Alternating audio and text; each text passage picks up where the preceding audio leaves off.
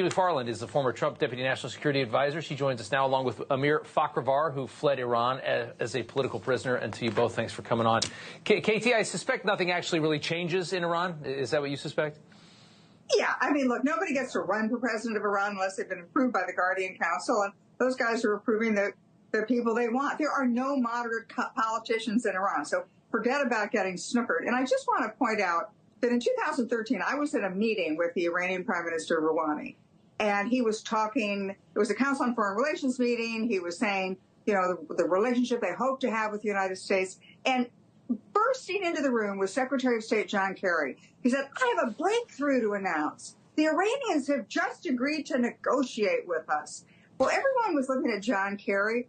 I was looking at the Iranian Prime Minister.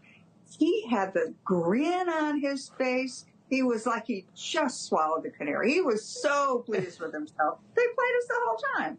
How are the people that run our country and foreign policy typically so dumb? It's just amazing. Amir, your thoughts and what might change here, if anything at all?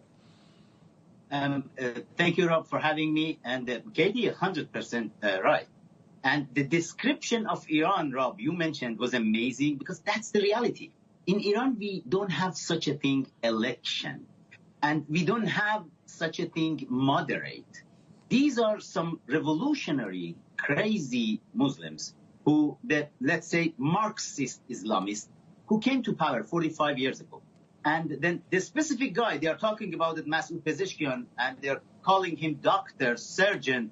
No, you know what? These type of doctors in Iran, after the revolution, they're getting a lot of privilege to go and be the doctors, right, because they pushed out all those people who could be a doctor. And this guy started the cultural revolution in Iran in 1980. Amir. The same as Mao's cultural revolution. Right, but Amir, and I want to follow up with that. Do you think that the leadership in Iran, you know, I'm wondering if you think that they're noticing very good chance Trump comes back, could be a disaster for them financially. Do they see this as a way of appeasement to their people to kind of cool down the temperature domestically because they might be going through a lot of pain internationally here very soon? Oh, definitely. As I mentioned in my article last week, that the regime right now is very afraid that President Trump is coming back because Trump hurted them badly, killing Qasem Soleimani, coming out of JCPOA, cutting the lifeline of regime with oil sanction. All these destroyed regime, bankrupted them. And right now they can see President Trump is coming back in November, and they are worried. Regime is just pushing the pedal to have the nuclear warhead as fast as they can, even if they can have it before Biden leaving the office. And then they want to make sure before Trump coming, they can just make fool out of the international community. Yeah, it's moderate, president. Just don't worry.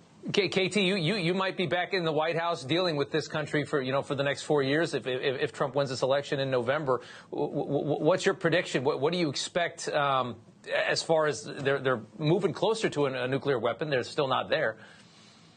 Yeah, well, President Trump has made it pretty clear he's pro-Israel. He's anti-Iran. He's going to reinforce the sanctions. He's going to drive energy prices from $90 a barrel to $40 a barrel, bankrupting Iran. And so, of course, the Iranians are a little nervous. I'm worried now that they're looking at this window of opportunity before the American election and thinking, gee, this is when we better make our move because we have Joe Biden. We know he's weak. We can push him around.